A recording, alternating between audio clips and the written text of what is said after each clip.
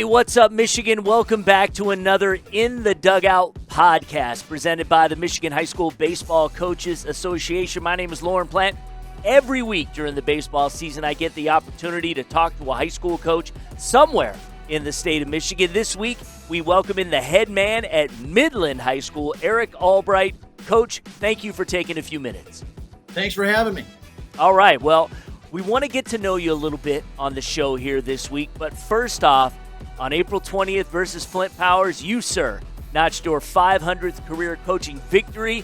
Now, from what I read, since 1938, I guess there's only been 6 baseball coaches who have helmed the title of manager of the Chemics, and we're talking 85 years, just 6 coaches. It's pretty amazing to me. You've been there for a couple of decades now.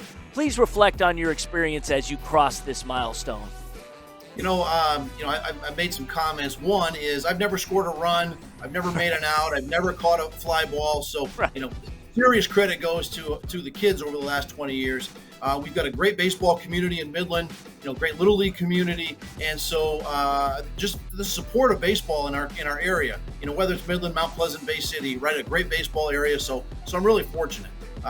And looking back, you mentioned six coaches over 80 years or something like that. What a legacy to live up to, right? Some fantastic coaches. My predecessor Terry Wilczek, his predecessor Frank Altamore, outstanding coaches, both members of the Hall of Fame. So a lot of pressure to live up to. So I try to do that every day. Yeah, that's awesome. And we have a bit of a theme here on the show in back-to-back weeks because we do not have just the baseball coach, but we're talking to the athletic director too, and you're an assistant principal there as well. So even with all those responsibilities, you continue to coach. But now that you've done it a while, how do you juggle all of it? One, you have to have a great team. You got to have a great support staff. You have to lean on people who can take care of things in your absence. And I like to think our team here is outstanding. It is supportive. They understand the critical role of athletics, the critical role of being a coach and a mentor, and what that means to a whole school community. So huge thanks to our principal and to our other support staff that understand where that's supposed to be. But I'd be lying if I said it was easy, right? You're right. Juggling all the time. Yeah. You have a lot of balls in the air, but the work makes you come back every day. And you've just got to have a great family that knows, hey, during certain times of the year especially, not going to be around all that much. Yes, Mrs. Albright is terrifically understanding, right? She stopped asking, you're going to go to the baseball field. Why? Right now. So she understands what that looks like. And when you're the baseball coach, remember, you're the best baseball coaches are also the best groundskeepers and the field managers and the lawnmowers. And so those are things that take place not just during the 3 months of the high school baseball season. Oh, and especially here in the state of Michigan. Just keeping it together in the month of March and early April is a feat in itself. It's a nice day today, so that's good. Yep. I ask every one of this who I interview, if you could just talk a little bit about where you grew up and, how you got really, into baseball, your love of baseball. Where did that come from, and where'd you go to high school? Sure. I'm from Minnesota originally. I'm from a small town in Minnesota, and so growing up playing baseball was my love. I played all the sports, but baseball was the one that I just loved. I played Division III baseball at Hamline University in St. Paul, Minnesota. Had a terrific experience there, primarily as a starting pitcher. I was an umpire, right? So I spent a year in the Gulf Coast League as a professional umpire, and I left that to come to Midland. There's a whole nother layer of a story there, but seeing the game from all kinds of different facets, I just love the game and every single part of it, right? All the details. It's a game that's not measured by a clock, but the small moments are so important, and I think that's where my passion for the game comes from. So when I came to Midland, I was an assistant coach for 5 years for Coach Wilczek, and then took the head job in 2003. It's very interesting to me on a personal level. So my father was not only did he work a regular day job and he worked in the aerospace industry. I grew up in California, but he was also an umpire, and he umpired in the Pacific Coast League. And a lot in the 70s and 80s, they had a lot of Mexican leagues and things of that nature that were playing in Southern California and elsewhere. And I'm just wondering what what made the choice for you to maybe remove yourself from being umpiring and going into coaching? The job in professional baseball as an umpire, the game was fantastic. The lifestyle stinks. It's just hard, right?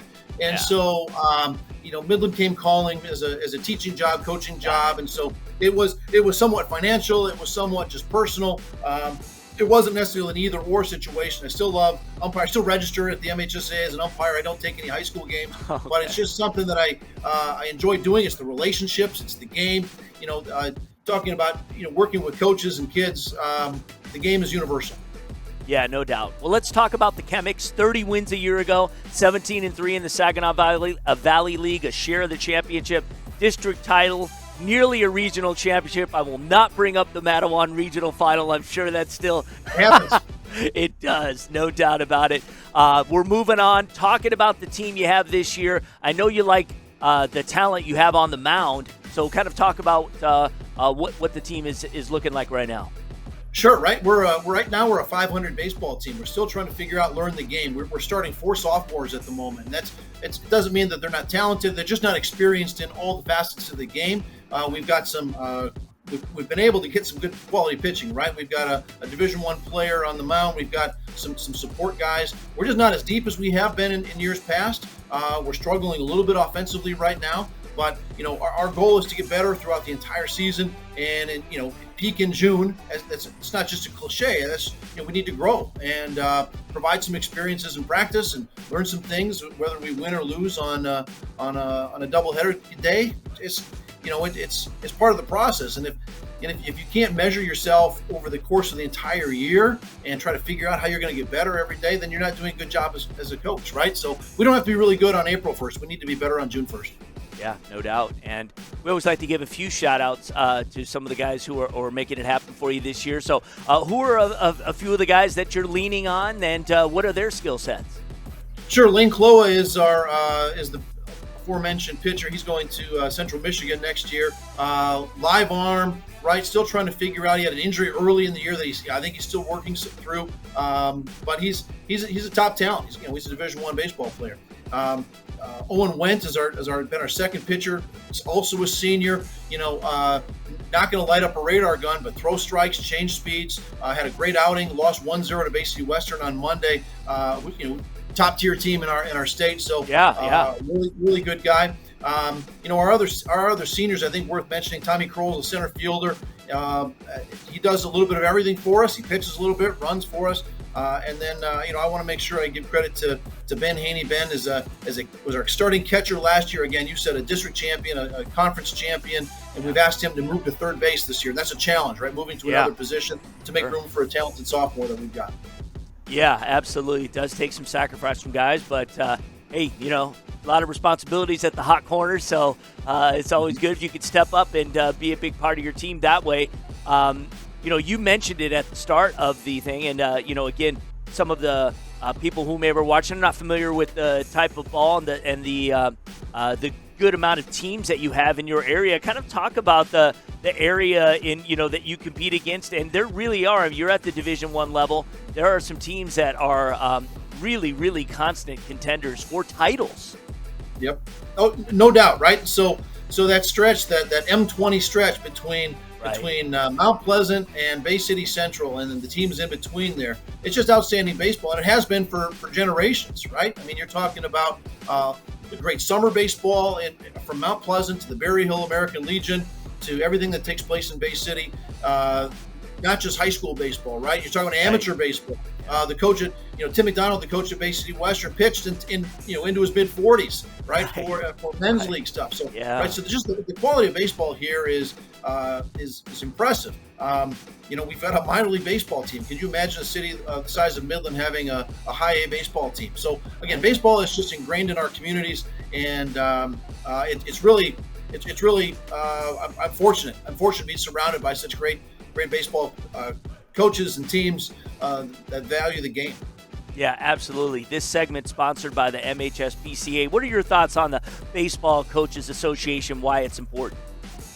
It's important regardless of your profession. I think it's important to be connected to a professional organization. As an athletic administrator, right, the MIAAA was critical for my growth and development as a young athletic director. Same thing goes for coaches, right? We need to support our young coaches and try to provide them professional development. People that, may choose to leave the profession way too early because they didn't get the kind of support that they needed. I think the MHS BCA is a critical component of that. And whether it's formal, like you go to the conference every year, or some informal, and there's always somebody you can call and who's been there before, who's had that problem before, or trying to solve an issue that you might have.